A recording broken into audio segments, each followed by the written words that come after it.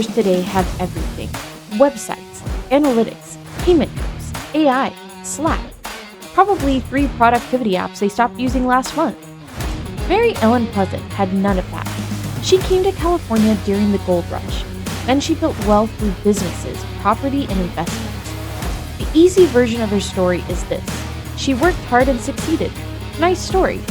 Also, not enough. Millions of people worked hard in 19th century America. Mostly did not become rich. Pleasant did something else. She put her effort in the right places. So here are 5 lessons Mary Ellen Pleasant can teach modern entrepreneurs. And the main one is simple. Hard work mattered. The hard work was not the secret. Everybody went to California looking for gold. Pleasant looked at the people looking for gold. That was the smarter market. Miners needed food, beds, laundry, storage, transportation. They needed things whether they found gold or not. Pleasant ran laundries and boarding houses. She invested in the growing city. She also had some starting capital from her first husband's estate. That matters. She was not starting from zero, but she used that money well. She put it where demand was exploding. That is the first lesson. The obvious opportunity is not always the best one. Today, everyone asks which AI company will win. Fine, but every AI company needs chips, power, data centers, cooling, security. The crowd looks at the gold. A good entrepreneur looks at the people holding the shovels. But being close to money is not enough. I have stood next to several banks. Very little happened.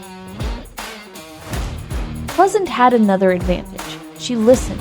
And more importantly, she knew what to do with what she heard. Pleasant worked in the homes of wealthy San Francisco businessmen. She heard conversations about business and investing.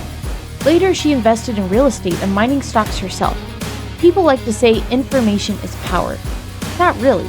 My browser has 47 tabs open. I am still not a railroad tycoon. Information matters when it changes a decision. Pleasant heard what wealthy people were talking about, but she also had money. She had judgment. She could act. That is the difference.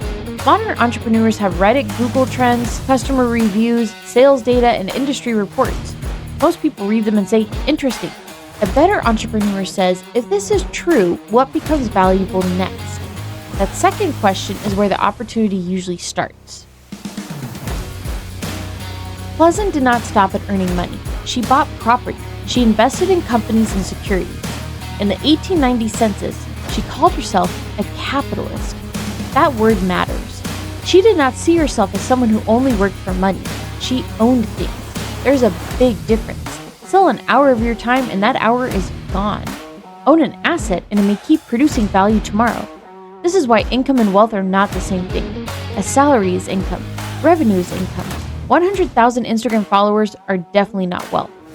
Sorry to the guy posing beside a rented Lamborghini. For entrepreneurs, the question is not only, how much did I make today? Ask, what did I build today that still exists tomorrow? A brand? Software? A customer list? Equity? Property? Distribution? Hard work creates output. Ownership keeps some of it. And this is where her story gets more interesting, because if Pleasant only wanted more money, we would just have a finance video with older photographs. She used money for something else. She used it to gain choices. Pleasant supported Black institutions and abolitionist causes. She also fought racial discrimination directly. When she was denied service on public transportation, she took the issue to court. Her wealth did not make racism disappear. It did give her more ways to fight back. She could pay lawyers. She could fund organizations. She could survive longer conflicts. That is an important business lesson. Money is not valuable only because you can buy more stuff. Money gives you options. You can fire a terrible client, leave a bad partnership, survive a bad month, try something new, wait instead of panic. Business people call this freedom. Sometimes they mean answering emails from a beach. Pleasant's version was more serious. Money gave her more control over what happened next. Pleasant was often underestimated. That may have helped her. People sometimes talked around her without treating her as a financial competitor. She could listen, she could learn, but we should be careful here. Being underestimated is not magically useful. Sometimes people underestimate you because your pitch deck has 14 typos. That is not strategy. Pleasant's situation worked because she was ready. She noticed useful information, she understood money, and she had resources to act. This gives us a broader lesson. An advantage only works when the situation rewards it. Big companies have money, staff, and distribution. Great. Then the market changes.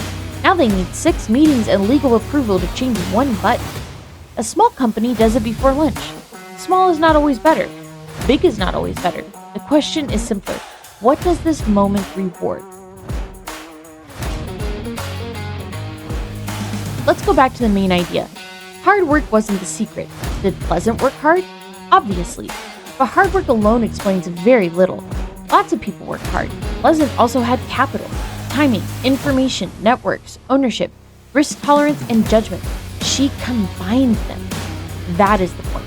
Hard work matters because it had leverage. Oxygen is also necessary to become a millionaire.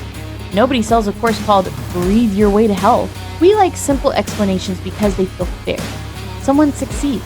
We say they worked harder. Easy. But history is rarely that clean. Timing matters. Access matters. Capital matters. Relationships matter. Luck matters too. Successful people usually enjoy biographies where luck somehow missed the meeting. Pleasant did work hard, but she also arrived in a booming economy. She had money to invest. She heard useful information. She bought assets. She converted effort into ownership. That is much more important than simply working more hours. You can work extremely hard in the wrong direction. Great, now you are exhausted and farther away. Her later life adds one warning. Making money and keeping money are different skills. Pleasant's finances became tied up in disputes involving her longtime business partner, Thomas Bell, and his family. She lost much of the fortune she had helped build. The details are complicated. Some parts of her life are still debated, but the lesson is clear. The strategy that builds wealth may not protect it. Building is one problem, controlling is another, keeping it is a third. Nobody put that on a conference poster because protect your assets for 30 years does not sell many VIP tickets. 5 lessons. 1. Don't chase the obvious prize. Look at the economy around you. 2. Information matters only when it changes a decision. 3. Income pays you, but ownership changes your position. 4. Money is valuable because it gives you choices. 5. An advantage only matters when the situation rewards it. And all 5 lead back to the same idea. Pleasant did not succeed because she simply worked harder. She understood where money was moving. She understood what she could own. And she understood when to act.